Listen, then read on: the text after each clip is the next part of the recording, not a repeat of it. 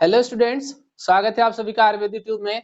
तो स्टूडेंट्स, आज मैं आप लोगों के लिए एक बहुत ही इंटरेस्टिंग टॉपिक लेकर के आया हूँ। इस टॉपिक का नाम है अलंकार। ये अलंकार जो है क्लास 10th की सीबीएसई से या फिर यूपी बोर्ड के बच्चों के लिए या फिर आईसीएसई बोर्ड के बच्चों के लिए जो हिंदी पढ़ते हैं और जिनका इस बार 2023-24 में अलंकार टॉपिक है, बहुत ही मजा आने वाला है इसमें। ठीक है, आपको बस करना क्या होगा, वीडियो को ध्यान से देखिए, अंत तक देखिए और बीच बीच में आप इसको राइट भी करते रहिएगा। तो चलिए देखते हैं वीडियो में हमको क्या क्या डिस्कस करना है। सबसे पहले बात करते हैं, यहाँ पर हम अलंकार को डिस्कस करेंगे। मेनली देखिए, जो टॉपिक्स आ रहे हैं अलंकार से, बहुत कम टॉपिक आ रहे हैं, तो आपको ज्यादा पढ़ना नहीं है, तो कुछ बातें मैं ऐसे ही बता देता हूँ, जैसे कि अलंकार किसे कहते हैं। देखो, जिस प्रकार से मान लो कोई स्त्री है, वह सुंदर सुंदर आभूषण पहन ले, सुंदर कपड़े पहन ले, तो उसकी सुंदरता और बढ़ जाती है। इसी प्रकार से काव्य, काव्य मतलब जो कविता वाली लाइन होती है, काव्य में शब्दों के आ जाने से, या तो उसको पढ़कर या पढ़ने के बाद उसका अर्थ समझकर हमारे मन में, हृदय में अगर रोमांच उत्पन्न हो जाता है, चमत्कार लगने लगता है, कुछ अच्छा लगने लगता है, तो उसे बोलते हैं अलंकार। वो जो शब्द वहां पर इस्तेमाल किए गए हैं, उन शब्दों को क्या बोलते हैं? अलंकार। यानी कि काव्य कि वह शाखा जिसमें शब्दों के आ जाने से उसमें चमत्कार उत्पन्न हो जाता है या आकर्षण लगने लगता है पढ़ने में या अर्थ को समझने में, तो उस जो शाखा है या उस जो काव्य है, उसको हम क्या बोलते हैं? अलंकार बोलते हैं। यानी सीधे सीधे शब्दों में बोल सकते हैं, जहां पर शब्दों के आ जाने से काव्य की शोभा और बढ़ जाती है, उसे हम अलंकार कहते हैं। आप सभी को पता है, जो आपको पढ़ना है, अलंकार दो प्रकार का होता है, शब्दालंकार, अर्थालंकार। ठीक है, एक और भी होता है उभयालंकार, वो आपको पढ़ना नहीं है। तो शब्दालंकार से बात करते हैं। ठीक है, यहाँ पर देखिए अलंकार है, अलंकार के यहाँ पर दो भेद हैं, एक शब्दालंकार और एक अर्थालंकार। ठीक है, पहले बात करते हैं शब्दालंकार किसे कहते हैं। जब किसी काव्य को पढ़ने में जो उसके शब्द आ रहे हैं, उन शब्दों के पढ़ने से काव्य की शोभा बढ़ जाती है। पढ़ने मात्र से ही, पढ़ते पढ़ते, अर्थ समझने की जरूरत नहीं है। जब किसी काव्य में शब्दों को पढ़ने से ही आपके मन में खुशी उत्पन्न हो जाए, चमत्कार उत्पन्न हो जाए, काव्य की शोभा बढ़ जाए, आपको अच्छा लगने लगे, तो उसे बोलते हैं शब्दालंकार। शब्द के पढ़ने मात्र से ही आपको अच्छा लगे, तो उसे क्या बोलते हैं? शब्दालंकार। अगर हम शब्दालंकार के जो उदाहरण है उसकी बात करें, तो जैसे आप बड़ा ही फेमस उदाहरण है, कनक कनक ते सौ गुनी मातकता अधिकाय, वा खाए बहुराय जग या पाए बहुराय। तो यहाँ पर देखिए, कनक कनक जो शब्द शुरू में आया है, उसको पढ़ते ही आपको अच्छा लगने लगा, तो ये हो गया शब्दालंकार। वैसे तो जो मैंने बोला था वो यमक अलंकार का एक एग्जाम्पल था, लेकिन ये यमक अलंकार आपके सिलेबस में है नहीं। तो ये हो गया हमारा शब्दालंकार, जहां पर शब्द को पढ़ने से ही काव्य की शोभा बढ़ जाए, उसे क्या कहते हैं? शब्दालंकार कहते हैं। अब शब्दालंकार के देखो यहाँ पर कितने प्रकार हैं, भेद जिसे हम कहते हैं। तो वैसे तो आपको पता है शब्दालंकार के मुख्यतः तीन भेद हैं, अनुप्रास, यमक और श्लेष। लेकिन आपके जो सिलेबस में है वो सिर्फ श्लेष है, श्लेष अलंकार। तो श्लेष अलंकार के बाद अब हम बात करते हैं यहाँ पर अर्थालंकार। अर्थालंकार का मतलब होता है कि पहले तो हम काव्य को पढ़ें, पढ़ने के बाद हम उसका अर्थ समझें, और उसका अर्थ समझने के बाद अगर हमको खुशी मिल जाती है, मन को थोड़ा अच्छा लगने लगता है, काव्य को पढ़कर उसका अर्थ समझने से उसकी शोभा बढ़ गई, सुंदरता बढ़ गई। तो अगर काव्य को पढ़ने के बाद, उसका अर्थ समझने के बाद अगर आपको अच्छा लगता है, आपको खुशी मिलती है, काव्य में शोभा बढ़ जाती है, तो उसे बोलते हैं अर्थालंकार। अगर हम अर्थालंकार के उदाहरण की बात करें, तो सोहत ओढ़े पीतपट श्याम सलोने गात, मनहु नील मणिशैर पर आतप प्रयो प्रभात। तो ये इसका उदाहरण हो गया। लेकिन आपको यहाँ पर ज्यादा ध्यान नहीं देना है, जब हम अलग से एक एक करके पढ़ेंगे, जैसे श्लेष को अलग से पढ़ेंगे, उत्प्रेक्षा को अलग से पढ़ेंगे, मानवीकरण को और अतिशयोक्ति को अलग से पढ़ेंगे। जो आपको पढ़ना है अर्थालंकार, तो यहाँ पर देखो तीन प्रकार से पढ़ने आपको। अर्थालंकार के कितने प्रकार पढ़ने यहाँ पर आपको? तीन। पहला है उत्प्रेक्षा अलंकार, अतिशयोक्ति अलंकार, मानवीकरण अलंकार। तो ये तीन प्रकार के अर्धालंकार आपको पढ़ने हैं। अर्थालंकार भी और प्रकार के होते हैं, लेकिन वो सब आपको नहीं पढ़ना है। आप बस उतने पर ध्यान दीजिए जितना आपके सिलेबस में है। ये मैंने इसमें ये बताया कि हमको इस चैप्टर में पढ़ना क्या है, अलंकार क्या होता है, शब्दालंकार क्या होता है, अर्थालंकार क्या होता है। आप इन सब पर उतना ध्यान मत दीजिए। आपको ध्यान किस पर देना है, आपको श्लेष अलंकार पर ध्यान देना है, उत्प्रेक्षा अलंकार पर ध्यान देना है, अतिशयोक्ति अलंकार पर ध्यान देना है और मानवीकरण अलंकार पर ध्यान देना है। ये चैप्टर जो है आपके लिए बहुत ही मजेदार होने वाला है। आप पहले ही वीडियो को लाइक शेयर कर दीजिए ताकि आपके बाकी दोस्तों को फायदा हो सके, साथ ही साथ आप बाद में भूल ना जाए, इसके लिए आप लाइक शेयर भी कर दीजिए, ठीक है। बेल आइकन को भी प्रेस कर दीजिए। अब बस इतना जितना बोर्ड पर लिखा हुआ है इतने को राइट कर लीजिए या फिर स्क्रीनशॉट ले लीजिए, फिर आगे बढ़ते हैं हम लोग।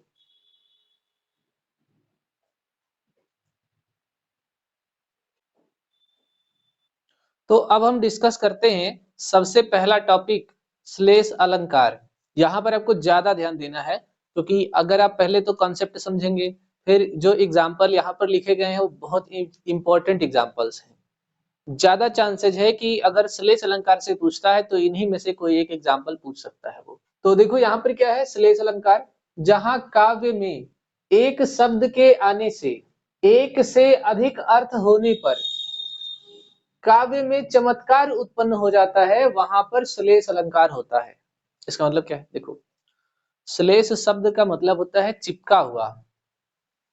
मतलब ये हुआ कि मान लो कोई एक शब्द आया है और उस एक शब्द के अर्थ एक से ज्यादा है, दो तीन अर्थ निकल रहे हैं, तो उसे हम क्या बोलते हैं, श्लेष अलंकार बोलते हैं। एक एग्जाम्पल के थ्रू समझते हैं। ये बहुत ही इंपॉर्टेंट एग्जाम्पल है। देखिए ये वाला सबसे ज्यादा इंपॉर्टेंट है, इसके नीचे वाले भी इंपॉर्टेंट है, ठीक है। तो लिखा है पानी गए ना उबरे मोती मानुष चून।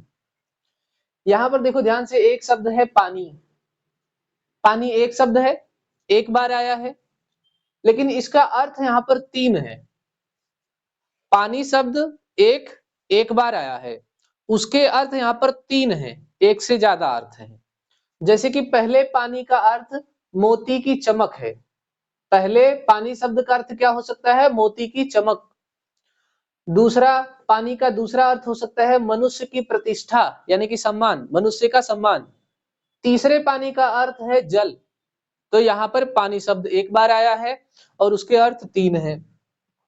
पहला अर्थ क्या है, पहला अर्थ है मोती की चमक, दूसरा क्या है मनुष्य की प्रतिष्ठा सम्मान, और तीसरा क्या है जल।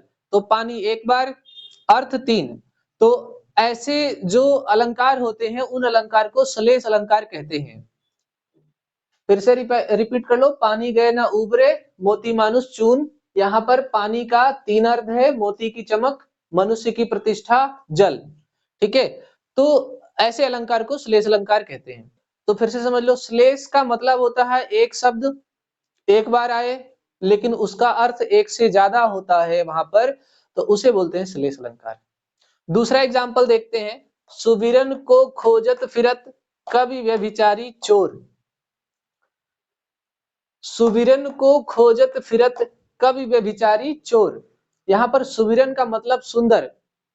अब सुंदर क्या, कवि को सुंदर क्या चाहिए भाई, कवि को सुंदर क्या चाहिए, कवि का काम होता है काव्य लिखना, कविताएं लिखना, और कविताएं लिखने के लिए कवि को सुंदर शब्द चाहिए, सुंदर वर्ड चाहिए।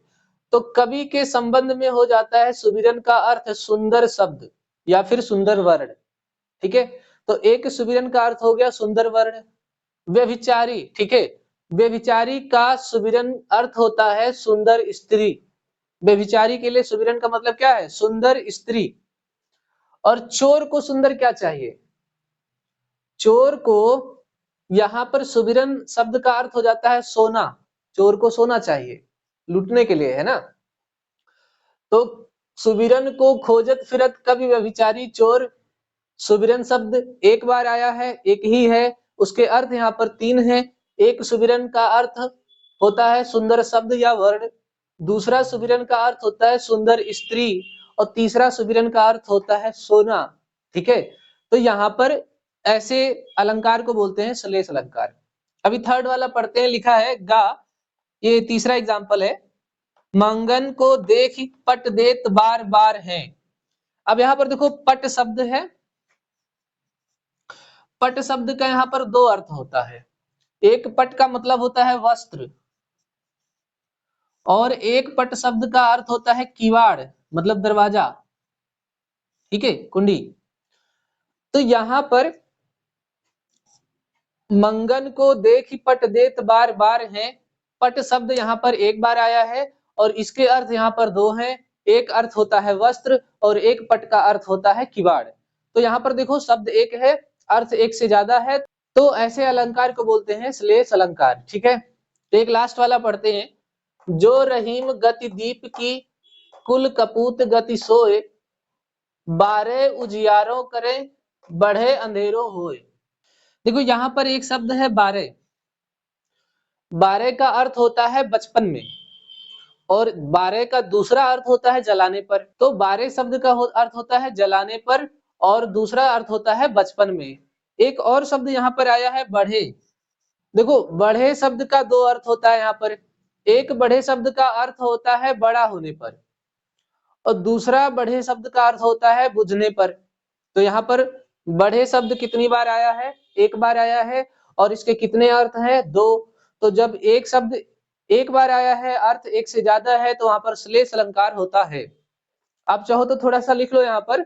बारह शब्द का अर्थ होता है बचपन में, और दूसरा अर्थ होता है जलाने पर। बढ़े शब्द का एक अर्थ होता है बड़ा होने पर, और दूसरा अर्थ होता है बुझने पर।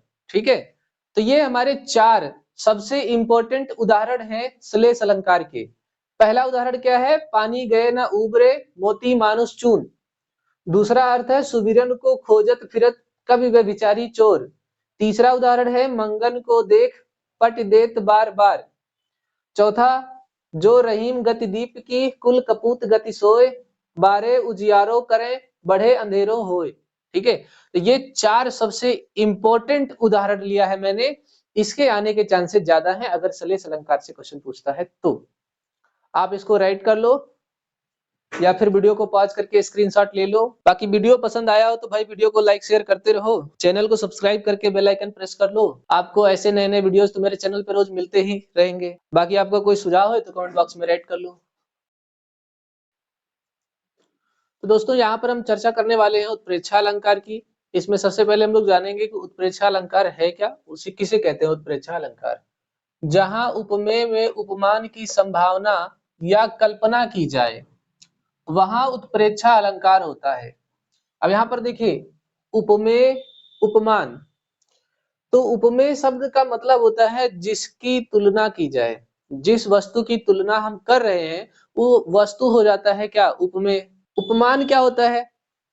उपमेय की तुलना जिस प्रसिद्ध वस्तु से कर रहे हैं वो हो जाता है उपमान। यानी कि जिसकी तुलना कर रहे हैं, जिसकी, तो जिसकी वाला हो गया उपमेय, और जिससे कर रहे हैं, जिस वस्तु से तुलना कर रहे हैं, वो वस्तु हो जाएगी उपमान। यहाँ पर हमको कुछ बोधक शब्द याद रखने हैं। अगर ये बोधक शब्द हम याद रख ले गए तो उत्प्रेक्षा अलंकार में आपको 95% कोई दिक्कत होने वाला नहीं है। वो शब्द क्या है? मनु, मनो, मानो, जनु, जनहु, जानो, ज्यों आदि। ये कुछ शब्द हैं जो उत्प्रेक्षा अलंकार के उदाहरण में आते ही आते हैं। तो इसको याद करना जरूरी है।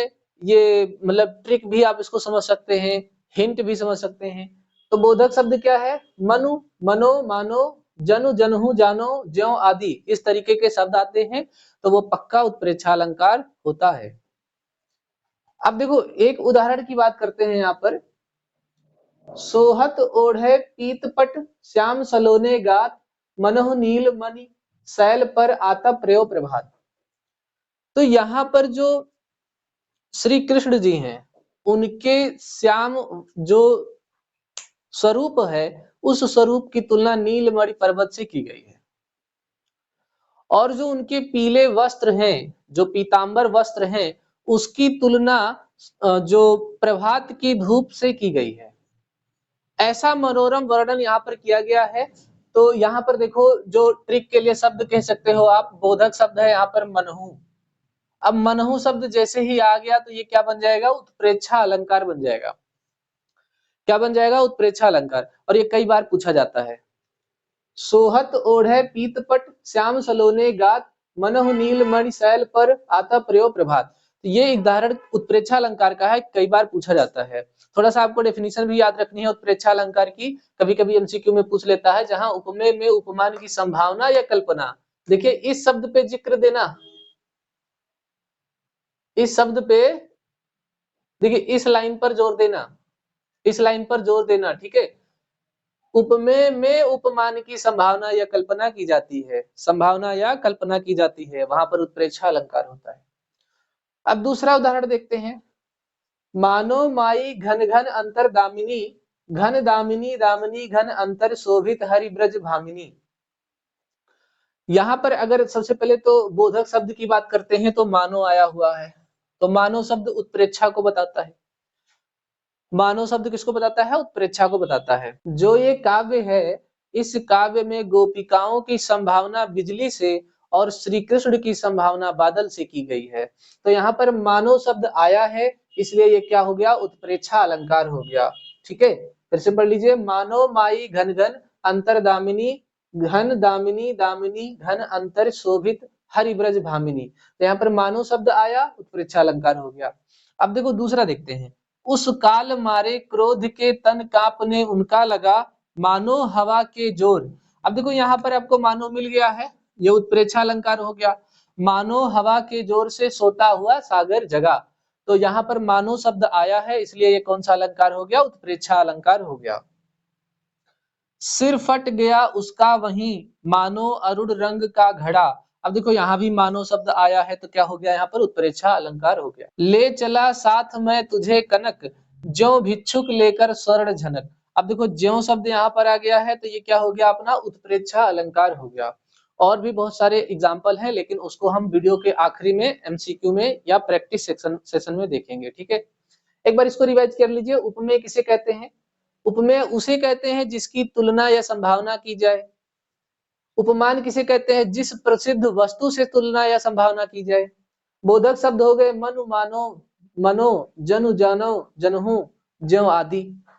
और जहां पर उपमेय में उपमान की संभावना या कल्पना की जाए, वो उत्प्रेक्षा अलंकार हो गया। उदाहरण मैंने आपको बता ही दिया, तो इसको आप राइट कर लो या फिर स्क्रीनशॉट ले लो। साथ ही साथ वीडियो को लाइक शेयर करते रहो। चैनल को नए हो, अभी जुड़े हो, तो चैनल को सब्सक्राइब कर लो, बेल आइकन को भी प्रेस कर लो, वीडियो को लाइक शेयर भी कर दो। चलो अब बढ़ते हैं अगले अलंकार की तरफ। तो प्यारे साथियों, अब हम बात करते हैं यहाँ पर अतिशयोक्ति अलंकार की। और अतिशयोक्ति अलंकार बिल्कुल वैसा ही है जैसे कोई गांव से व्यक्ति जो शहर में कमाने गया हो, मुंबई वगैरह, और कमा के आने की 1 साल 1.5 साल बाद जब लौटा हो, तो उनमें से कुछ लोग ऐसे होते हैं जो इस तरीके से दिखाते हैं जैसे वो करोड़पति बन गए हो। मतलब क्या है? मतलब ये दिखाते हैं कि मतलब हम पहले से थोड़ा ज्यादा इंप्रूव हो गए हैं, पहले से थोड़ा ज्यादा कमाने लगे हैं। लेकिन दिखावा तो कुछ ज्यादा ही होता है। बाद में जब उनको वापस जाना पड़ता है, तो मोबाइल वोबाइल सब बेच के किराया लेकर के जाना पड़ता है, या किसी से उधार मांग के जाना पड़ता है। तो अतिशयोक्ति का मतलब बिल्कुल वैसा ही है जो वास्तविकता में उस तरीके से संभव ना हो, उससे मिलता जुलता हो, लेकिन उस बात को वहां तक बढ़ा करके कह दिया गया हो। ठीक है, जैसे कि यहाँ पर देखिए, इसमें अतिशयोक्ति का जो डेफिनेशन दिया गया है, परिभाषा, वो क्या दिया गया है? जहां किसी वस्तु, पदार्थ अथवा कथन का वर्णन लोक सीमा से बढ़ा चढ़ाकर प्रस्तुत किया जाए, वहां अतिशयोक्ति अलंकार होता है। अब देखो यहाँ पर मैं पहले उदाहरण में आपको रामायण की याद दिलाता हूँ। ठीक है, आप में से जितने भी लोग मेरे वीडियो को देख रहे हैं, सभी लोगों ने कहीं ना कहीं रामायण देखा होगा। रामायण का वो दृश्य जहां पर हनुमान जी अशोक वाटिका में सीता जी से मिलने जाते हैं, और जब वहां राम के पास उनको लौटना होता है, तब वो क्या करते हैं कि रावण के बहुत सारे, जहां पर वो गोला बारूद हथियार रखता है, या मतलब खजाने वाली चीजें हैं, या ऐसे प्रमुख चीजें हैं जिससे रावण की शक्ति कम हो सकती है, हनुमान जी ने उन सबको जला दिया था।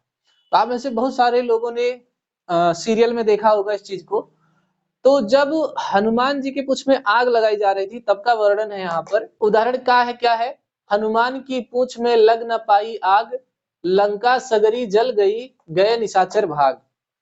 अब देखो यहाँ पर जो लिखा है लंका सगरी जल गई, अगर सारी लंका जल गई होती तो रावण कहाँ रहते, माता सीता कहाँ रहती?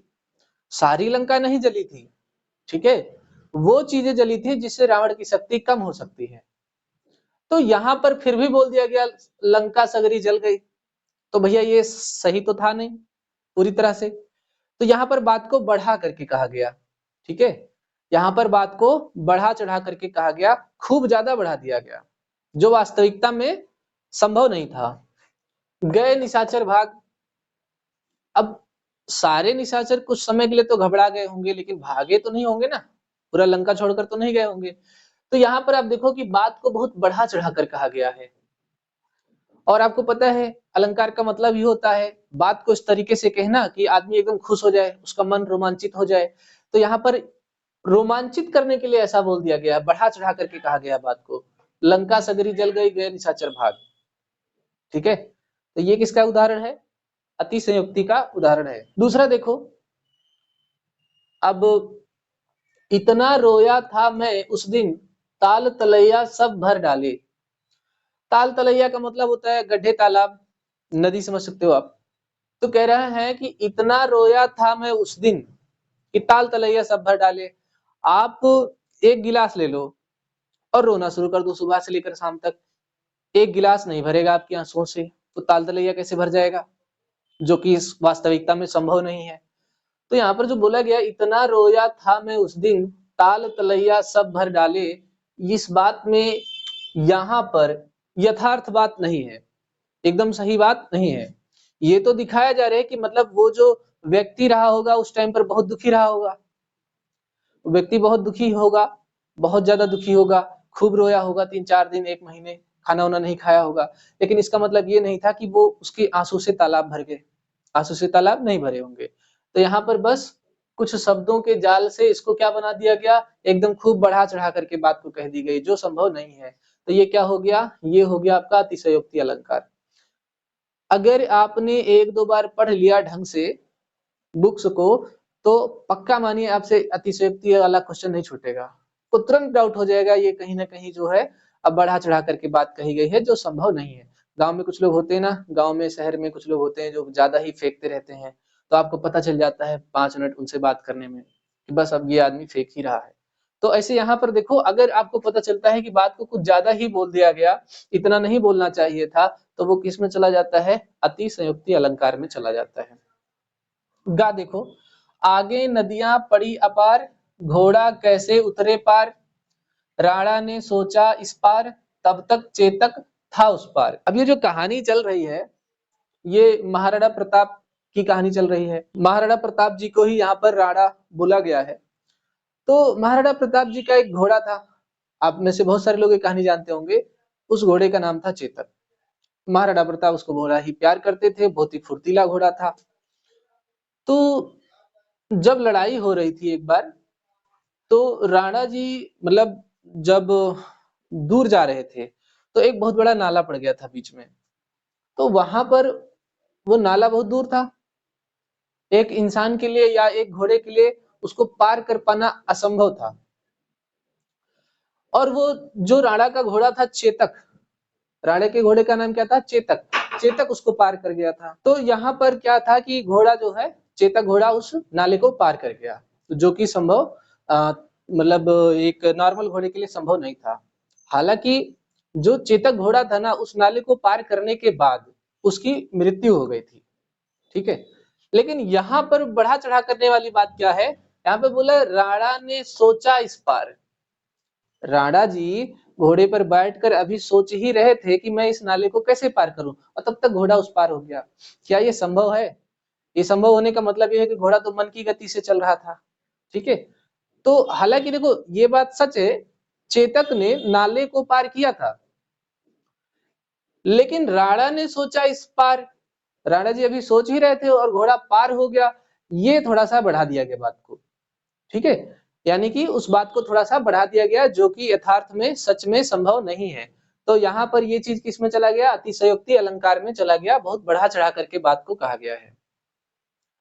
अब घा वाला देखो, वह सर इधर गांडीव गुड़ से भिन्न जैसे ही हुआ, धड़ से जयद्रथ का इधर सिर छिन्न वैसे ही हुआ।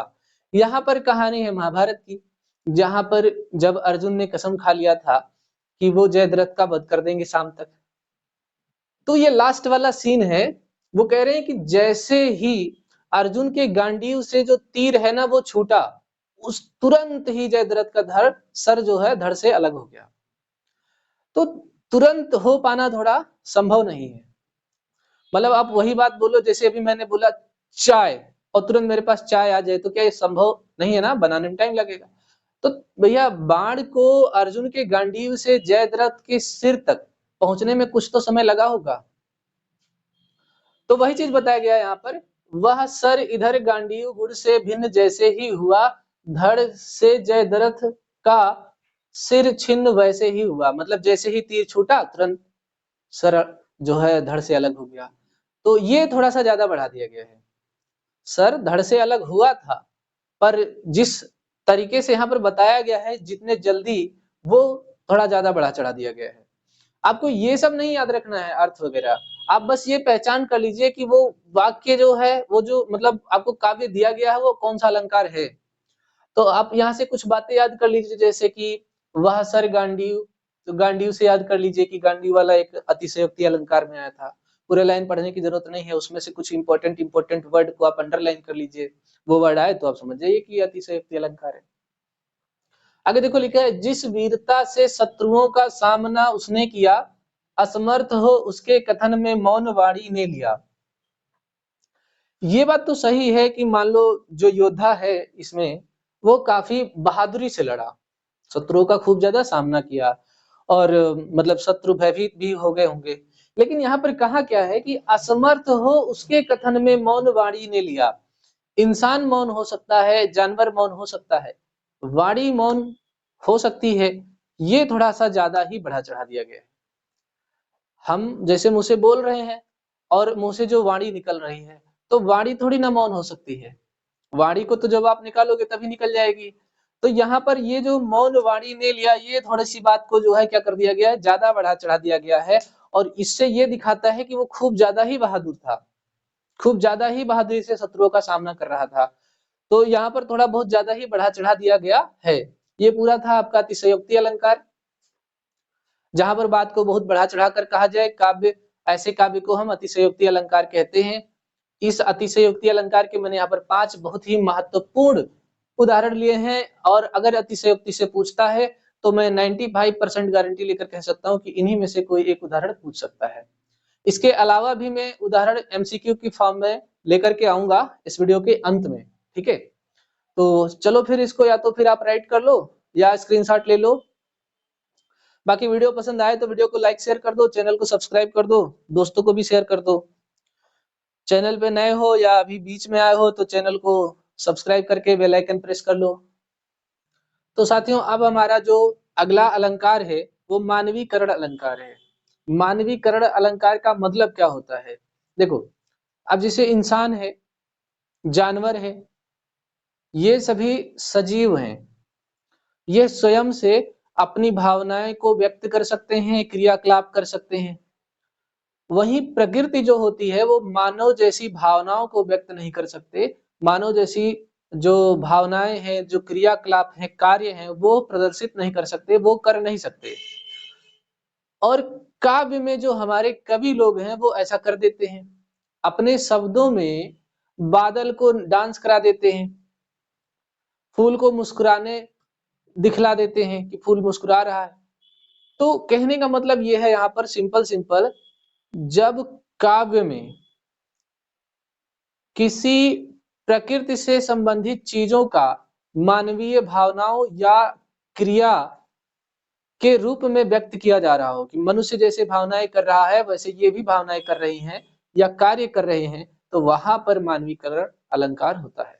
अब देखो मानवीकरण अलंकार, जहां काव्य में जड़ पर चेतन का आरोप, अर्थात जड़ प्रकृति पर मानवीय भावनाओं, यहाँ पर आप इस चीज को ध्यान देंगे, तथा क्रियाओं का आरोप हो, वहां मानवीकरण अलंकार होता है। यानी कि प्रकृति में मौजूद जो चीजें हैं, जैसे बादल, पानी, पेड़, पत्तियां, फूल, वो मनुष्य जैसी भावनाओं को दिखाते हैं या मनुष्य के जैसी क्रियाओं को दिखाते हैं, तो वहां पर एक प्रकार से क्या होता है, मानवीकरण अलंकार होता है। यानी कि प्रकृति को सजीवों जैसे भावनाएं या क्रियाओं को व्यक्त करते हुए दर्शाया जाता है। एक उदाहरण के रूप में समझते हैं का, मेघ आए बड़े बन ठन के सवर के।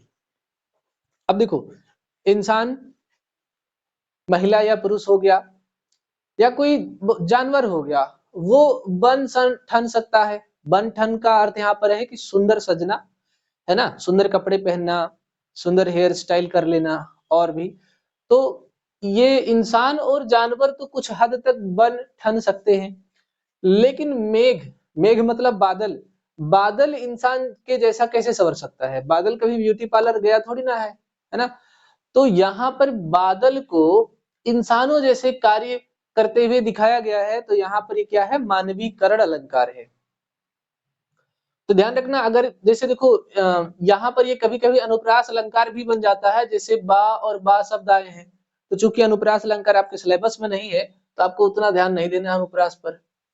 यहाँ पर ये देखना है कि मेघ आए बड़े बन ठन के सवर के, यानी जो बादल है वो इंसानों जैसा सज सवर सकता है, तो वो मानवीकरण अलंकार हो गया। अब देखो यहाँ पर लिखा है, लो यह लतिका भी भर लाई, मधु मुकुल नवल रस गागरी, है ना। अब लतिका जो है वो गगरी कभी भर करके ला सकती है क्या? है ना, लतिका ऐसा नहीं कर सकती, इंसान कर सकता है। तो ये जो है यहाँ पर लतिका को इंसानों जैसे कार्य करते हुए दिखाया गया है, और मानवीय भावनाओं का यहाँ पर दिखाई दे रहा है, तो ये हो गया मानवीकरण अलंकार। देखो ये यहाँ पर इतना बड़ा है, लेकिन आपको आखिरी वाली लाइन पर ज्यादा ध्यान देना है। दिवसावसान का समय मेघमय आसमान में उतर रही, संध्या सुंदर परी सी धीरे धीरे। अब देखो यहाँ पर आप इस चीज को जरूर ध्यान देंगे, संध्या सुंदर परी सी। संध्या मतलब होता है शाम, इवनिंग। अब संध्या कभी परी जैसा हो सकती है क्या? संध्या सुंदर परी सी, यानी संध्या इतनी सुंदर है जैसे कोई परी लग रही हो। तो परी तो सुंदर होगी, संध्या भी सुंदर होगी, लेकिन परी जैसी तो नहीं हो सकती, क्योंकि संध्या को क्या है, यहाँ पर प्रकृति में है, वो निर्जीव है, मानवीय जैसी भावनाओं को नहीं रख सकती है। लेकिन फिर भी यहाँ पर काव्य में इसका वर्णन किया गया है, तो ये क्या है, मानवीकरण अलंकार है। देखो जो मैंने अंडरलाइन किया है, इस पर विशेष ध्यान देना, संध्या सुंदर परी सी। अगला है, बीती विभावरी जागरी, अंबर पनघट में डुबो रही, तारा घट उषा नगरी। अब देखो उषा जो है ना, यहाँ पर ये निर्जीव है, और उषा का जो आरोप है वो नागरी पर है। तो उषा कभी नगर थोड़ी ना बन सकती है ना। तो उषा का नागरी में आरोप है, तो ये क्या हो गया, आपका मानवीकरण अलंकार हो गया। क्या हो गया यहाँ पर? तो यहाँ पर क्या है, बीती विभावरी जागरी, अंबर पनघट में डुबो रही, तारा घट उषा नगरी। अब यहाँ पर देखो जो उषा है ना, उसका आरोप नागरी पर है। यहाँ पर फिर से मानवीय भावनाएं जो है यहाँ पर दिखाया गया है कवि के द्वारा, तो ये क्या हो गया, मानवीकरण अलंकार हो गया। तो यहाँ पर मैंने आपको पहले तो 4 अलंकार पढ़ा दिए, इंट्रोडक्शन भी बता दिया, श्लेष अलंकार भी बता दिया, उत्प्रेक्षा अलंकार भी बता दिया, अतिशयोक्ति अलंकार भी बता दिया, मानवीकरण अलंकार भी बता दिया। वीडियो यहीं पर खत्म नहीं होता है, थोड़ा रुके रहिएगा। इस वीडियो में अब यहाँ पर मैं आपको कुछ एमसीक्यू की प्रैक्टिस कराऊंगा, उस प्रैक्टिस को आप अच्छे से करेंगे। इसके बाद आपको वीडियो पसंद आए तो वीडियो को लाइक शेयर कर देना, चैनल पर नए हैं तो चैनल को भी सब्सक्राइब करके बेल आइकन प्रेस कर लेना, दोस्तों को भी शेयर कर लेना। कमेंट बॉक्स में बताना कि आपको ये वीडियो कैसी लगी। साथ ही साथ अगर आप किसी नए टॉपिक पर वीडियो चाहते हैं तो आप मुझे कमेंट बॉक्स में करके बता सकते हैं कमेंट, ठीक है। बाकी अगर आप मेरे और भी वीडियोस देखना चाहते हैं तो वीडियो के डिस्क्रिप्शन में, आई के आइकन में, या फिर वीडियो के एंड स्क्रीन में आपको लिंक मिल जाएगा, वहां से जाकर देख लेना। तो ठीक है, फिर बढ़ते हैं अपने एमसीक्यू क्वेश्चन की प्रैक्टिस की तरफ। तो फ्रेंड्स, आज मैं आप लोगों के लिए प्रीवियस ईयर के अलंकार टॉपिक से एमसीक्यू लेकर के आया हूं, और हम देखेंगे कि कैसे अलंकार जो हैं हमारे एग्जाम्स में पूछे जाते हैं। ये सारे प्रीवियस ईयर के क्वेश्चंस से पेपर हैं, मतलब क्वेश्चन पेपर के यहाँ पर क्वेश्चंस लिए गए हैं एमसीक्यू के फॉर्म में, तो इनको आप आराम से देखिएगा। इसमें मैं 25 क्वेश्चन डिस्कस करूंगा। अलंकार जो है क्लास 10 सीबीएसई यूपी बोर्ड के लिए है, बाकी कॉम्पिटेटिव एग्जाम्स के लिए भी आप इसमें देख सकते हैं, जैसे कि आपका यूपी टेट हो गया, यानी कि यूपी में जितनी भी वैकेंसी आती हैं जिनमें अलंकार टॉपिक है वो सभी भी इसको देख सकते हैं। तो चलिए स्टार्ट करते हैं। जैसा कि इसमें आप देख पा रहे हैं, ये क्लास 10 सीबीएसई बोर्ड या फिर यूपी बोर्ड के लिए है। अलंकार टॉपिक से प्रीवियस ईयर के क्वेश्चन पेपर में एमसीक्यू लिए गए हैं, ठीक है। तो उनको हम डिस्कस करेंगे यहाँ पर। सबसे पहला जो क्वेश्चन हमारे सामने है वो ये है। देखिए ऐसे क्वेश्चन बड़ा ही परेशान करते हैं, लेकिन आपने अगर इनमें से कोई एक का भी तालमेल बिठा लिया तो आपके आंसर काफी ज्यादा सही होने के चांस रहते हैं। अब इसमें जैसे डेफिनेशन से रिलेटेड आपसे क्वेश्चन पूछा गया है, जैसे आप देखो इसमें पहला क्वेश्चन है। क्वेश्चन को आप ध्यान से पढ़ेंगे, जनरली आपके पेपर में क्वेश्चन नंबर 6 होगा ज्यादातर, और यहाँ पर 5 क्वेश्चन दिए जाएंगे आपको। 5 क्वेश्चन में से कोई 4 क्वेश्चन करने हैं। जैसे यहाँ पे लिखा है, अलंकार पर आधारित 5 बहुविकल्पी प्रश्नों में से किन्हीं 4 प्रश्नों के उत्तर निर्देशानुसार उचित विकल्प चुनकर दीजिए। तो यानी कि 5 क्वेश्चन आपको दिए जाएंगे, उनमें से कोई 4 क्वेश्चन ही आपको करने रहेंगे। 5 के 5 नहीं करना, 4 ही करना। पढ़ लेना अच्छे से। अगर दिया है कि 5 क्वेश्चन में से किन्हीं 4 को करना है तो आप 4 ही करना। एक क्वेश्चन 1 मार्क्स का होगा, 4 क्वेश्चन आएंगे, तो आपको अलंकार टॉपिक से 4 मार्क्स के क्वेश्चन देखने को मिलेंगे यहाँ पर। तो ये तो हो गया हमारा क्वेश्चन का पार्ट। क्वेश्चन को देखो आप लोग ध्यान से पढ़ना। अब जैसे इसमें पहला जो प्रश्न है, तो यहाँ पर जैसे प्रश्न जो फर्स्ट है इसमें लिखा है स्तंभ फर्स्ट। स्तंभ मतलब होता है ये वाला ऐसे ऐसे वर्टिकल। तो स्तंभ से आपको कुछ ज्यादा चिंता वाली बात नहीं है, यहाँ पे लिख के भी दिया है स्तंभ फर्स्ट। और स्तंभ सेकंड मतलब यहाँ पर का मिलान करते हुए सही विकल्प चुनकर लिखे। मिलान, मिलान का मतलब वही मैचिंग करना है ना, सही उत्तर लिखना है हमको।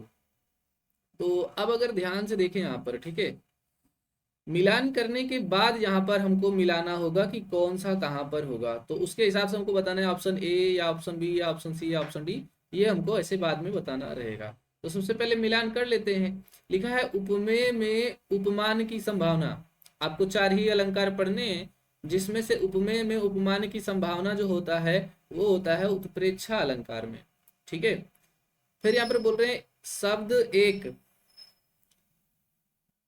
से अधिक भिन्न अर्थ, मतलब शब्द एक है और अर्थ अलग अलग है, तो वो आपका हो जाता है श्लेष अलंकार में। श्लेष का मतलब ही होता है चिपका हुआ। अब यहाँ पर बोल रहे निर्जीव पदार्थों पर मानवीय क्रियाओं और भावों का आरोप हो। तो निर्जीव पर मानवीय भावनाओं का आरोप होता है आपका मानवीकरण अलंकार में। फर्स्ट का हो गया सा, फर्स्ट का हो गया सा, और थर्ड का हो गया बा, और फिर आपका सेकंड का हो गया आ, ठीक।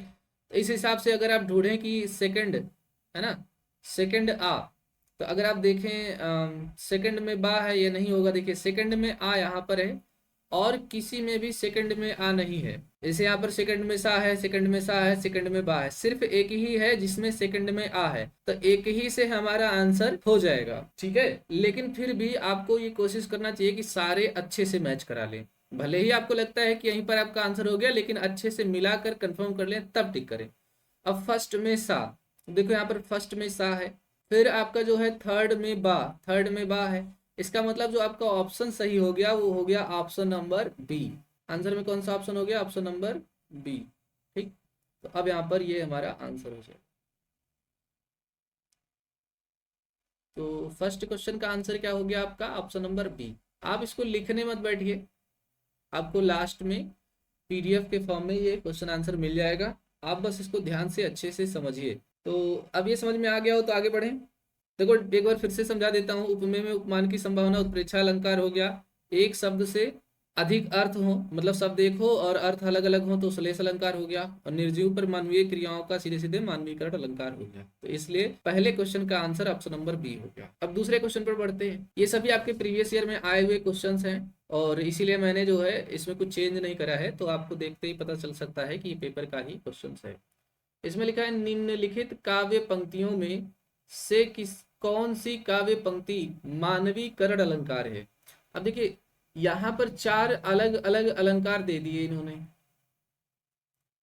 इनमें से आपको ढूंढना है कि मानवीकरण अलंकार कौन सा है।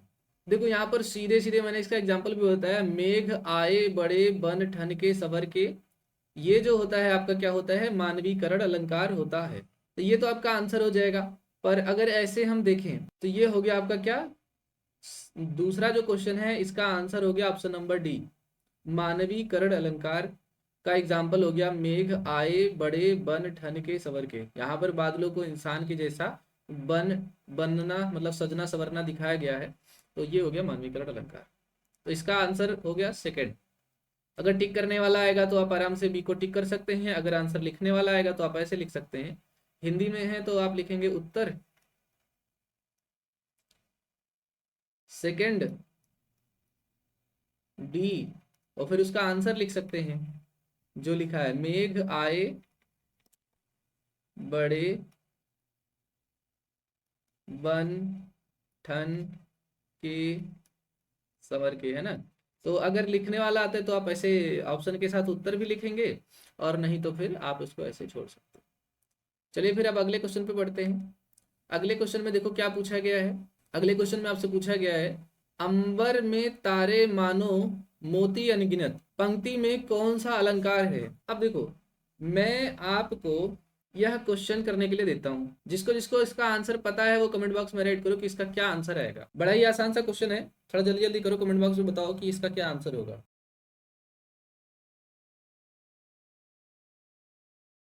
चलो अच्छा देखो, इसका जो आंसर होगा वो आंसर देखो, जैसे यहाँ पे लिखा है मानो, तो मैंने आपको बताया मनु मानो मनहु जनु जानो जनहु, अगर ये सब आता है तो आपका उत्प्रेक्षा अलंकार होगा। तो इसका आंसर क्या हो जाएगा, इसका आंसर हो जाएगा उत्प्रेक्षा अलंकार, ऑप्शन नंबर ए। इसका आंसर क्या हो जाएगा, उत्प्रेक्षा अलंकार, ऑप्शन नंबर ए। ठीक है, तो अब तक का ये हमारा थर्ड क्वेश्चन है इस, है ना। उत्प्रेक्षा अलंकार हो गया ऑप्शन नंबर ए। तो अंबर में तारे मानो मोती अनगिनत, पंक्ति में जो अलंकार है वो उत्प्रेक्षा अलंकार है, हमारा ऑप्शन नंबर ए सही हो गया। अब बढ़ते हैं अगले क्वेश्चन की तरफ।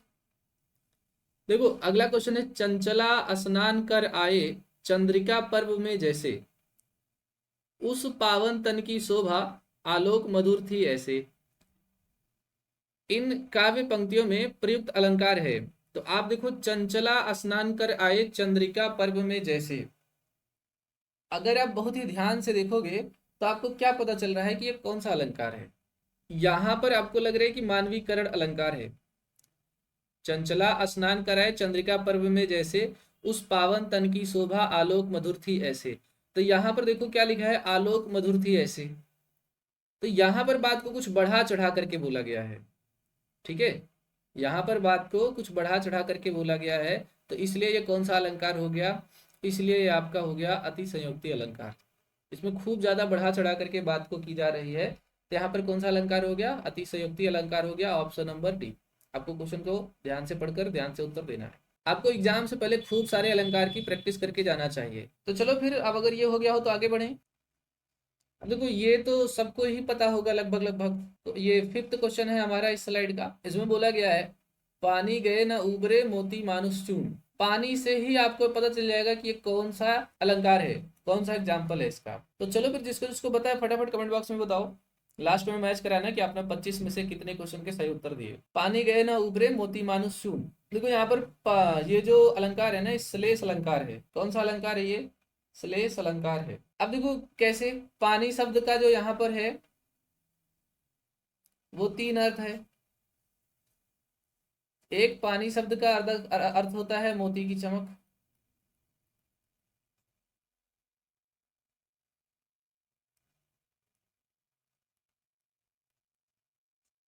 मोती की चमक। एक पानी शब्द का अर्थ होता है यहाँ पर मनुष्य का सम्मान।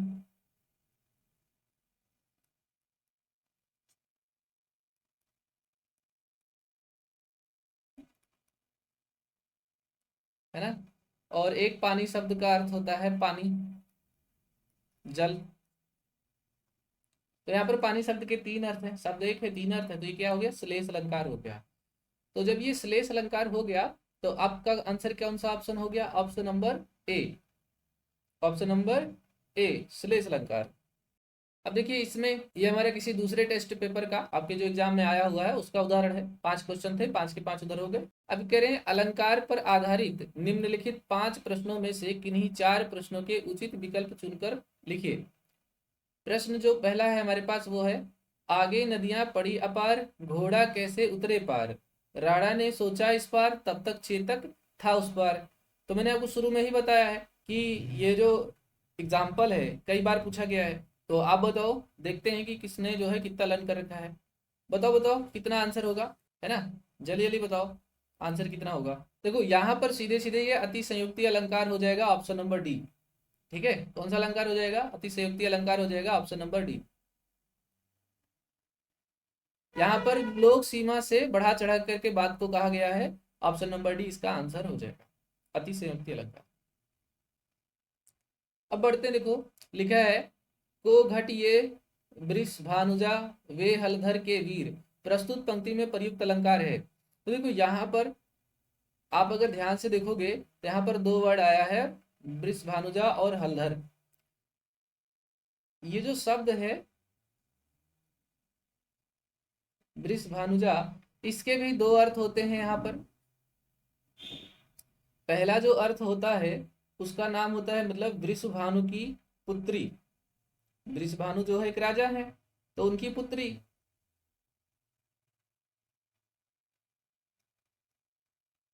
वृषभानु की पुत्री। और दूसरा जो अर्थ होता है यहाँ पर, वो अर्थ होता है वृषभ की अनुजा गाय।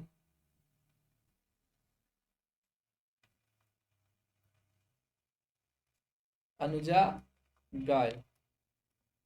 तो यहाँ पर दो अर्थ निकल कर आ रहा है। इसी प्रकार हलधर, हलधर का भी यहाँ पर दो अर्थ होगा। पहला जो अर्थ होता है वो बलराम होता है, कृष्ण के दाऊ बलराम, है ना, महाभारत में आपने देखा ही होगा। दूसरा होता है हल को धारण करने वाला बैल, हल को धारण करने वाला बैल। तो यहाँ पर देखो, अब आपको दो दो अर्थ मिल रहे हैं एक शब्द में, तो ये कौन सा अलंकार हो गया, ये आपका श्लेष अलंकार हो गया। ठीक है, कौन सा अलंकार हो गया आपका, ये श्लेष अलंकार हो गया। तो आपका ऑप्शन ये सही हो जाएगा। चलो अब आगे बढ़ते हैं। देखो अगला क्वेश्चन है, निम्नलिखित में से किन पंक्तियों में उत्प्रेक्षा अलंकार है। जहां भी आपको मनु मानो जनु जानो ये सब मिल जाए तो वो क्या हो जाता है, उत्प्रेक्षा अलंकार हो जाता है। जहां पर आपको मनु मनो मानो मनहु जनु जानो जनहु ये सब वर्ड मिल जाए तो आपको वहां पर क्या मिल जाता है, उत्प्रेक्षा अलंकार हो जाता है। तो कनक कनकते सौ गुनी, ये तो हो गया आपका यमक अलंकार। ठीक है, फिर यहाँ पर आप सीधे सीधे देखो, यहाँ पर आपको क्या मिल रहा है, मनहु मिल रहा है। क्या मिल रहा है, मनहु। तो मनहु जैसे मिल गया आपको, ये हो गया क्या आपका उत्प्रेक्षा अलंकार। तो इस प्रश्न का उत्तर क्या हो गया आपका, इस प्रश्न का उत्तर हो गया आपका option number C, option number C. ठीक है, ये हो गया आपका क्या, उत्प्रेक्षा अलंकार। क्यों हो गया, यहाँ पर मनहु वर्ड आया हुआ है, तो उत्प्रेक्षा अलंकार हो गया। ठीक है, तो अगर आंसर हो गया तो आगे बढ़े। वीडियो को लाइक शेयर करते रहो, है ना, और कमेंट बॉक्स में बताते रहो आपको क्वेश्चन कैसे लगे और आपके कितने आंसर सही हुए। देखो फिर से वही आ गया मैचिंग वाला, स्तंभ 1 और स्तंभ 2 को उचित मिलान करना है। तो का वाले में अगर आप देखो, का वाले में लिखा हुआ है, हेम कुंभ ले उषा सवेरे भरती ढुलकाती सुख सवेरे। ठीक है, अब देखो उषा, उषा जो है तो मतलब क्या इंसानों जैसा भावनाएं तो नहीं रख सकती ना, इंसानों जैसे कार्य नहीं कर सकती, तो ये सीधे सीधे मानवीकरण अलंकार में चला गया। अभी और आगे क्लियर हो जाएगा। जैसे देखो हरिमुख मानो मधुर मयंकर। अब देखो यहाँ पर अगर बात करें तो ये आपका अनुप्रास अलंकार भी हो सकता है। जैसे देखो माँ और माँ और माँ, मामा आ रहा है, रिपीटिशन हो रहा है, पर चूंकि अनुप्रास अलंकार आपके सिलेबस में ही नहीं है और मानो शब्द आया है यहाँ पर, तो ये उत्प्रेक्षा अलंकार हो गया। क्या हो गया, उत्प्रेक्षा अलंकार। ये आपका मानवीकरण अलंकार। ठीक, अब पानी, अभी मैंने थोड़ी देर पहले बताया पानी शब्द एक है, इसके अर्थ जो है अनेक है, तो ये श्लेष अलंकार में चला गया। तो अगर आप ध्यान से देखो तो फर्स्ट का जो ऑप्शन होना चाहिए वो होना चाहिए सा, सेकंड का जो ऑप्शन होना चाहिए वो होना चाहिए बा, और थर्ड का जो ऑप्शन होना चाहिए वो होना चाहिए आ। तो अब बस मिला लीजिए आप। जैसे अगर हम देखें फर्स्ट वाला, तो फर्स्ट में सा ढूंढना है हमको। सा में देखो फर्स्ट एक ही है, ये वाला सा में एक ही फर्स्ट है, तो इसका मतलब ऑप्शन नंबर बी हमारा क्या हो जाएगा, सही हो जाएगा। लेकिन एक बार आप सबको मैच करा लीजिए। मैंने आपको लगता है कि आंसर यही होगा, लेकिन फिर भी आप उसको अच्छे से क्या करा लीजिए, मैच करा लीजिए, ताकि वह गलत ना हो। तो यहाँ पर अब बाकी मिला लेते हैं। सेकंड में बा, तो देखिए सेकंड में बा आ रहा है, ये रहा सेकंड और ये रहा बा। और थर्ड में ये रहा थर्ड और ये रहा आ। तो देखो सब मैच कर रहा है। तो मैच कर रहा है तो इसका मतलब क्या है कि आपने आंसर सही टिक किया है। तो यहाँ पर ऑप्शन कौन सा हो जाएगा, ऑप्शन नंबर बी सही उत्तर हो जाएगा इस क्वेश्चन का, है ना। तो वीडियो मस्त लग रहा है तो भाई वीडियो को लाइक शेयर करते रहो। चलो आगे देखते हैं। आगे बात करते हैं, माली आवत देखकर कलियां करें पुकार। अब ये क्वेश्चन बहुत बढ़िया है। अब बताओ इसमें से आपको कौन सा अलंकार लगता है। ऑप्शन में उत्प्रेक्षा, अतिशयोक्ति, मानवीकरण और सलेश अलंकार है। तो आप देखकर बताओ इसमें से कौन सा जो उत्तर है वो आपके लिए सही है। कमेंट करके बताओ कौन सा ऑप्शन इसका आंसर होगा। जल्दी जल्दी करो, जल्दी जल्दी करो, जल्दी जल्दी, है ना। देखो सीधी सीधी सी बात करें अगर, तो अगर मैं आपको बताऊं तो वैसे तो ये अन्योक्ति अलंकार का जो है क्या है, एग्जाम्पल है। अन्योक्ति अलंकार का एग्जाम्पल है, लेकिन चूंकि सिलेबस में अन्योक्ति अलंकार है नहीं, तो आप जो है यहाँ पर अतिशयोक्ति अलंकार को टिक करेंगे। कौन से अलंकार को टिक करेंगे, अतिशयोक्ति अलंकार को टिक करेंगे। आपको ऑप्शन नंबर बी इसका राइट आंसर हो जाएगा। अतिशयोक्ति अलंकार सही उत्तर क्या है बच्चों, अतिशयोक्ति अलंकार। सही उत्तर क्या है, अतिशयोक्ति अलंकार। ठीक है आगे बढ़ते हैं। 10 क्वेश्चन हो गए हमारे। कमेंट बॉक्स में बताओ 10 में से कितने उत्तर आपने सही कर लिए, है ना। वीडियो को जो है बाद में देखने के बाद आप इसके जरूरी बातों का नोट्स बना लेंगे, तो अलंकार टॉपिक से आपको कुछ नहीं पढ़ना पड़ेगा। और जिसको जिसको ये लगता है कि मैं वाच्य टॉपिक से वीडियो बनाऊं तो कमेंट बॉक्स में बता देना। अगर ज़्यादा कमेंट्स आएंगे तो मैं वीडियो बना दूंगा। फिर यहाँ पर एक नया क्वेश्चन पेपर का आंसर यहाँ पर शुरू होता है। जैसे कि 6 नंबर पर ज़्यादातर ये क्वेश्चन रहेंगे। यहाँ पर लिखा है, निर्देशानुसार अलंकार पर आधारित 5 बहुविकल्पी प्रश्नों में से किन्हीं 4 प्रश्नों के सही उत्तर वाले विकल्प चुनकर लिखिए। तो यहाँ पर देखिए प्रश्न क्या है, गर्भन्नः के अर्भक दलन परसु मोर अतिधोर। तो यहाँ पर देखो सीधी सीधी सी बात है, गर्भन्ना मतलब गर्भ। परशुराम जी लक्ष्मण जी से संवाद कर रहे हैं कि जो उनका परशु है, बड़ा ही खतरनाक परशु होता है परशुराम जी का। तो ये परशुराम लक्ष्मण संवाद में ये बात हो रही है, जब श्री राम जी ने, ये रामायण की कथा है, जब श्री राम जी ने धनुष तोड़ा था सीता के मतलब विवाह के टाइम पर, तो वहां पर परशुराम जी गुस्सा हो गए थे। तो परशुराम और लक्ष्मण जी के बीच में जब संवाद हो रहा था, तो उसमें परशुराम जी ने ये बात कहा था कि गर्भन्नः के अर्भक दलन परशु मोर अतिधोर, मतलब कि मेरे परशु के नाद से ही स्त्रियों के गर्भ में उनके शिष्य की मृत्यु हो जाती है। तो ये बात उन्होंने कुछ ज्यादा ही बढ़ा चढ़ा करके बोल दिया, है ना। हालांकि उनका परशु खतरनाक तो था, लेकिन बात उन्होंने कुछ ज्यादा ही बढ़ा चढ़ा करके बोल दिया यहाँ पर। तो अब इसका उत्तर क्या हो जाएगा, इसका उत्तर हो जाएगा आपका अतिशयोक्ति अलंकार। इसका उत्तर क्या हो जाएगा आपका, अतिशयोक्ति अलंकार। तो यहाँ पर ऑप्शन नंबर बी जो है हमारा राइट आंसर हो जाएगा। जिसको जिसको मजा आ रहा है वीडियो को लाइक शेयर करते रहो। अब देखो ये बहुत मस्त क्वेश्चन है, पर्वत वाले चैप्टर से यहाँ पर लिया गया है।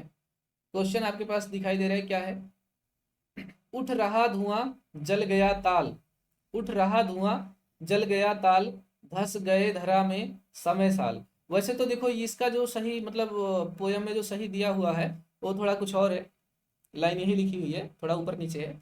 पर यहाँ पर देखो, यहाँ पे लिखा है उठ रहा धुआं जल गया ताल, धस गए धरा में समय साल। तो आपको देखकर क्या लगता है कि इस कौन सा अलंकार होगा। जिसको जिसको सही आंसर पता है फटाफट कमेंट बॉक्स में कमेंट करके बताओ, है ना। इतने लोग देख रहे हो तो कम से कम कमेंट बॉक्स में ये तो बताओ कि इसका आंसर क्या होगा।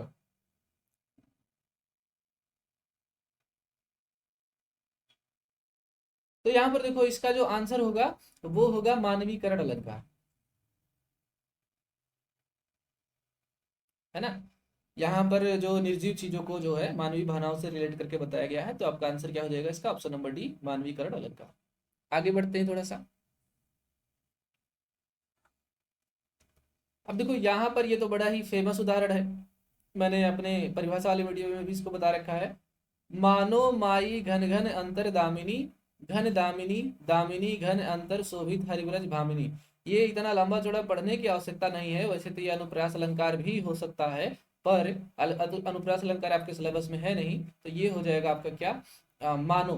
मानो शब्द यहाँ पर आया है, जिसकी वजह से क्या हो जाएगा, ये उत्प्रेक्षा अलंकार हो जाएगा। जिस अलंकार में मनु, मानो, मनहु, जनु, जानो, जनहु, ज्यों ये सब आ जाए तो वो क्या होता है, उत्प्रेक्षा अलंकार होता है, जहां पर उपमेय में उपमान की संभावना की जाए। तो इसका आंसर क्या हो गया भैया, 13 नंबर क्वेश्चन का आंसर हो गया उत्प्रेक्षा अलंकार, ऑप्शन नंबर सी। क्या हो गया, उत्प्रेक्षा अलंकार, ऑप्शन नंबर सी। आगे बढ़ते हैं थोड़ा। देखो अब 14th नंबर क्वेश्चन है, जो रहीम गति दीप की, कुल कपूत की सोए, बारह उजियारो करे बढ़े अंधेरो होए। तो यहाँ पर देखो मैंने ये आपका सीधे सीधे कौन सा अलंकार है, श्लेष अलंकार है। कौन सा अलंकार है, श्लेष। मैंने यहाँ पर आपको पहले ही क्वेश्चन में बता रखा है, मतलब परिभाषा वाले वीडियो में, तो मैं इसको श्लेष अलंकार टिक कर देता हूँ। कैसे पता चलेगा, देखो 12 शब्द और बढ़े शब्द का दो दो अर्थ है, इसीलिए क्या हो गया, श्लेष अलंकार हो गया। श्लेष अलंकार का डेफिनेशन होता है कि जिस शब्द में जहां पर एक ही शब्द के एक से ज्यादा अर्थ हो उसे श्लेष अलंकार कहते हैं। श्लेष का अर्थ होता है चिपका हुआ। 15वें नंबर क्वेश्चन का आंसर कीजिए फटाफट, ठीक है। 15वें नंबर क्वेश्चन का आंसर कीजिए। देखिए यहाँ पर लिखा है, निम्नलिखित में से किस काव्य पंक्ति में उत्प्रेक्षा अलंकार है। देखो उत्प्रेक्षा अलंकार सीधी सीधी सी बात है, इसमें मानव है, उत्प्रेक्षा अलंकार हो गया। फिर भी एक बार पढ़ लीजिए, जिस दिन देखे वे कुसुम, गई सुबीती बहार, तो यहाँ पर भी नहीं है। कहीं सांस लेते हो घर घर भर देते हो, इसमें भी नहीं है। ऊंचे हैं लेकिन खजूर से मुंह है इसलिए कहते हैं, तो यहाँ पर मानव आया भैया, सीधे सीधे ऑप्शन नंबर सी आपका क्या हो गया, उत्प्रेक्षा अलंकार हो गया। तो ऑप्शन नंबर इसका क्या हो जाएगा आंसर में, सी। फटाफट बताओ कमेंट बॉक्स में क्या आंसर होगा। तो ऑप्शन नंबर सी हो गया अलंकार, उत्प्रेक्षा अलंकार के लिए, मानव शब्द के लिए, ठीक है। बताओ फटाफट, 15 क्वेश्चन हो गए यहाँ पर। बताओ 15 में से कितने नंबर आए आप लोगों के, है ना। बताओ आप 15 आउट ऑफ कितने हुए, कमेंट बॉक्स में जल्दी जल्दी करके बताओ कितने सही हुए आपके। अब हम शुरुआत करते हैं 16th नंबर क्वेश्चन से। ये सभी सीबीएसई बोर्ड के पेपर में आए हुए क्वेश्चन हैं, ठीक है। आप पेपर उठा करके देख लेना प्रीवियस ईयर का, ये सभी वहां पर आए हुए क्वेश्चन है। ऐसे ही क्वेश्चन आपके पेपर में आएंगे, हो सकता है इन्हीं में से कोई एक आ जाए, तो बहुत ही इंपॉर्टेंट क्वेश्चन है, ठीक है। ऐसे ही क्वेश्चन आएंगे आपके बोर्ड एग्जाम में। निर्देशानुसार अलंकार पर आधारित पांच में से किन्हीं 4 प्रश्नों के उत्तर लिखने हैं। अब देखिए, मंगन को देख ही पट देत बार बार, पट, पट शब्द के दो अर्थ होते हैं, किवाड़ और वस्त्र, है ना। तो अब जैसे ही एक शब्द आया है उसके दो अर्थ हैं, तो वो क्या हो गया बच्चा, जल्दी जल्दी बोलो फटाफट, कमेंट बॉक्स में बताओ। अब तो आप जान ही गए होंगे, फटाफट उत्तर करो। जहां पर शब्द एक आया हो उसके अर्थ अलग अलग हो, उस अलंकार को क्या कहते हैं, उत्प्रेक्षा, अतिशयोक्ति, मानवीकरण, श्लेष। जल्दी जल्दी बताओ कमेंट बॉक्स में, जल्दी जल्दी करके बताओ। देखो इसका सही उत्तर है श्लेष अलंकार। इसका सही उत्तर है श्लेष अलंकार। श्लेष शब्द का मतलब चिपका हुआ, एक शब्द अर्थ अलग। चलो अब आगे बढ़ते हैं, ठीक है। अब देखो आगे यहां पर जो है नेक्स्ट क्वेश्चन है, ये आपका क्वेश्चन नंबर 17 हो गया। सो जनु हमरोही माथे काढ़ा, दिन चली गए ब्याज बढ़ बाढ़ा। तो अब देखो बा शब्द जो है आया है, तो अनुप्रास अलंकार हो सकता है, पर अनुप्रास अलंकार हमारे ऑप्शन में नहीं है। तो अब बताओ उत्प्रेक्षा अलंकार हुआ कि अतिशयोक्ति अलंकार हुआ कि मानवीकरण हुआ कि श्लेष हुआ, जल्दी जल्दी बताओ कौन सा अलंकार हुआ। सो जनु हमरे ही माथे काढ़ा, दिन चली गए ब्याज बढ़ बाढ़ा, इस चौपाई में प्रयुक्त अलंकार क्या होता है। तो बताओ भैया कौन सा है, जल्दी जल्दी बताओ कमेंट बॉक्स में, है ना। इसी से पता चलेगा आपकी तैयारी कितनी है। चलो देखो यहाँ पर जो जनु शब्द है, इससे पता चलता है कि उत्प्रेक्षा अलंकार है ना। मनु, मानो, मनहु, जनु, जानो, जनहु, ज्यों, है ना, ये सभी किसमें आते हैं, उत्प्रेक्षा अलंकार में आते हैं। तो आपका आंसर क्या हो गया भैया, 17 नंबर का उत्प्रेक्षा अलंकार, option number A, option number ए। आगे बढ़ते हैं, कह रहे जिसके अरुण कपोलों की मतवाली सुंदर छाया में, अनुरागिनी उषा लेती थी निज सुहाग मधुमाया में। इन काव्य पंक्तियों में प्रस्तुत अलंकार है। तो देखो भैया सीधी सीधी सी बात है, यहाँ पर मैं कुछ इंपॉर्टेंट बात बता देता हूँ आपको कि इसमें कौन सा अलंकार होगा।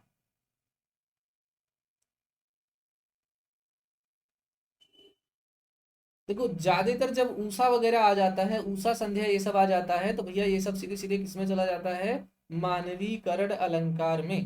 किसमें चला जाता है, मानवीकरण अलंकार में। अगर उषा वगैरह आ गया है तो उसे किसमें चला जाता है, मानवीकरण अलंकार में चला जाता है। तो इसका आंसर क्या हो गया बच्चा, मानवीकरण अलंकार। क्या हो गया? मानवीकरण अलंकार। अगला देखो लिखा है पल पल परिवर्तित प्रकृति बेस,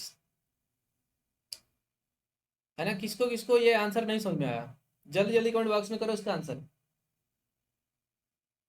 पल पल परिवर्तित प्रकृति बेस, है ना। प्रकृति बेस, इस चीज पर ध्यान दीजिए। इस काव्य पंक्ति में प्रयुक्त अलंकार है अतिशयोक्ति अलंकार है, श्लेष अलंकार है, उत्प्रेक्षा अलंकार है, मानवीकरण। जल्दी बोलिए कौन सा अलंकार है, फटाफट, है ना। तो देखो इसमें जो है मानवीकरण अलंकार हो जाएगा। क्या हो जाएगा ये? मानवीकरण अलंकार हो जाएगा। सही उत्तर क्या है? मानवीकरण अलंकार। अब देखो अगला बात करते हैं, ये तो बड़ा ही फेमस मतलब अलंकार है, इसको इंपॉर्टेंट मान लीजिए। पानी वाला इंपॉर्टेंट हो गया, हनुमान जी वाला इंपॉर्टेंट हो गया, है ना। मैंने बताया भी था इसमें, इसके बारे में चर्चा किया था कि ये रामायण की कहानी है। हनुमान की पूंछ में लगन न पाई आग, लंका सिगरी जल गई गए निशाचर भाग। इस दोहे में निहित अलंकार है। तो बताओ भैया कौन सा अलंकार है ये? तो अगर आप ध्यान से देखोगे तो यहाँ पर ये लोक सीमा से बढ़ा चढ़ा करके इसका वर्णन किया गया है, इसीलिए क्या हो गया? अतिशयोक्ति अलंकार हो गया। कौन सा अलंकार हो गया? अतिशयोक्ति अलंकार हो गया। एक बार चेक कर लो फटाफट, सही उत्तर है बी, अतिशयोक्ति अलंकार। 20 क्वेश्चन हो गए, है ना। बताओ फटाफट 20 में से कितने नंबर आए आपके, जल्दी बताओ।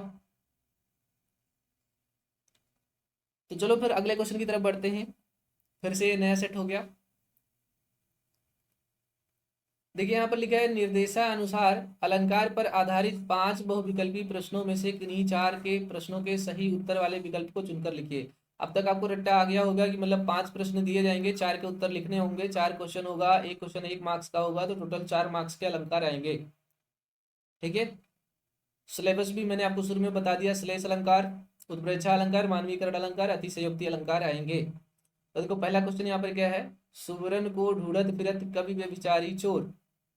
सुबरन शब्द है यहाँ पर एक, अर्थ इसके 3 है ना। मैंने थोड़ी देर पहले भी आपको शुरू में बताया है कि सुबरन शब्द का क्या अर्थ होता है। एक सुबरन शब्द का अर्थ होता है सुंदर स्त्री, एक सुबरन शब्द का होता है सुंदर वर्ण, है ना, अच्छे शब्द कवि के लिए। और सोना होता है स्वर्ण, चोर के लिए, है ना। तो सुबरन शब्द एक है, अर्थ 3 है। तो जहां पर कोई एक ऐसा शब्द आता है जिसके अर्थ एक से ज्यादा होते हैं तो उस अलंकार को क्या बोलते हैं? जोर से बोलो, श्लेष अलंकार, है ना। तो इसका उत्तर क्या हो जाएगा? श्लेष अलंकार हो जाएगा। क्या हो जाएगा इसका उत्तर? श्लेष अलंकार हो जाएगा, है ना। ठीक है ना। तो चलो फिर आगे बढ़ते हैं, श्लेष अलंकार इसका उत्तर हो जाएगा। अब देखो आगे बात करते हैं। तुम तो कालू हाँक जन लावा, बार बार मोही लगी लागी बुलावा, है ना। तो यहाँ पर अलंकार कौन सा है? बताओ फटाफट उत्तर में। तुम तो कालू हाक जनु लावा, बार बार मोही लागी बुलावा।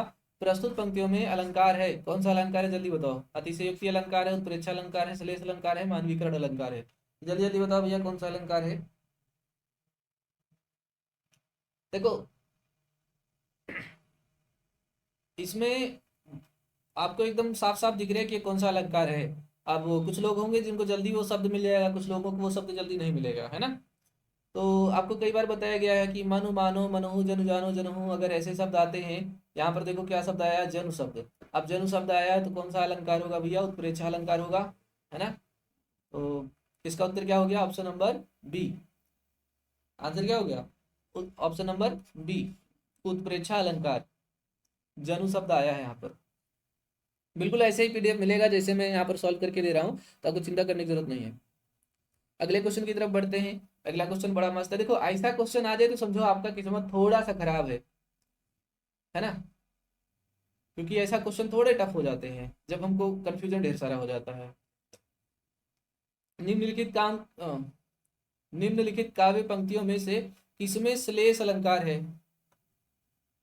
सबसे पहले तो आपको यहाँ पर पता होना चाहिए कि भैया श्लेष अलंकार की डेफिनेशन क्या होती है। शब्द एक हो, अर्थ अनेक हो, तो वो होता है हमारा शब्द श्लेष अलंकार। शब्द एक, अर्थ अनेक हो, श्लेष अलंकार हो गया। अब चारु चंद की चंचल किरणें, देखो चा चा चा अनुप्रास अलंकार हो गया, आपके सिलेबस में हटा दो।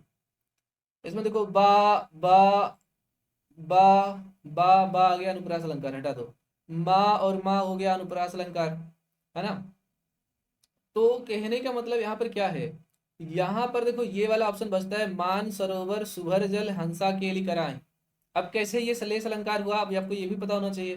तो सलेस अलंकार की डेफिनेशन क्या होता है, सलेस अलंकार का डेफिनेशन होता है कि शब्द एक अर्थ अनेक। अब इसमें ऐसा कौन सा शब्द है जो एक है और अर्थ अनेक है, तो देखो यहाँ पर एक शब्द आया है सुभर, है ना, एक शब्द आया है सुभर। अब सुभर शब्द के दो अर्थ होते हैं। कौन कौन से अर्थ होते हैं शुभर शब्द के, तो एक शुभर शब्द का अर्थ होता है शुभ, शुभ मतलब पवित्र, है ना, अच्छा। और एक शुभर शब्द का अर्थ होता है भरपूर। तो यहाँ पर शुभर शब्द है, उसके दो अर्थ हैं, इसीलिए क्या हो गया, श्लेष अलंकार हो गया। कौन सा अलंकार हो गया, श्लेष अलंकार हो गया। तो ऑप्शन क्या हो गया बच्चों, ऑप्शन नंबर ए इसका राइट आंसर हो गया। ऑप्शन नंबर ए इसका राइट आंसर हो गया। तो आप दो तरीके से कर सकते हैं इसका उत्तर, एक मतलब आंसर को निगलेक्ट करके, जो ऑप्शन दिए हैं उसको निगलेक्ट करके, और एक आपको सीधे सीधे उसका आंसर पता हो तो आप वो टिक कर सकते हैं।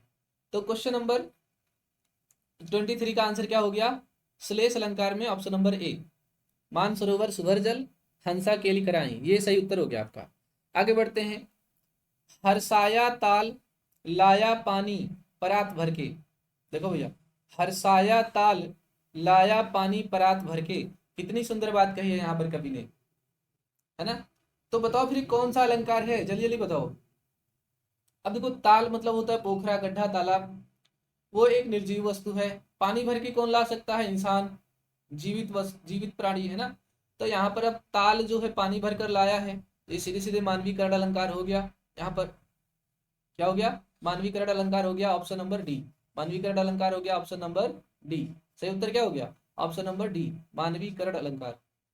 तो आप देखो इस वीडियो का सबसे आखिरी क्वेश्चन आने वाला है 25 नंबर, और आप वीडियो को फटाफट लाइक शेयर कर दो, क्योंकि अभी जैसे वीडियो खत्म होगा आप लोग छोड़ छाड़ के भाग लोगे। देखो लास्ट क्वेश्चन है इस वीडियो का, आगे नदियां पड़ी अपार घोड़ा कैसे उतरे पार, राणा ने सोचा इस पार तब तक चेतक था उस पार, प्रस्तुत पंक्तियों में अलंकार है। आप देखो मैं कई बार बता चुका हूं कि ये कौन सा अलंकार है। तो भैया लास्ट क्वेश्चन का आंसर आप लोग बताओ कमेंट बॉक्स में कि क्या होगा, है ना, क्या आंसर होगा, फटाफट बताओ कमेंट बॉक्स में। ये बड़ा ही मतलब इंपॉर्टेंट क्वेश्चन कह सकते हो आप इसको।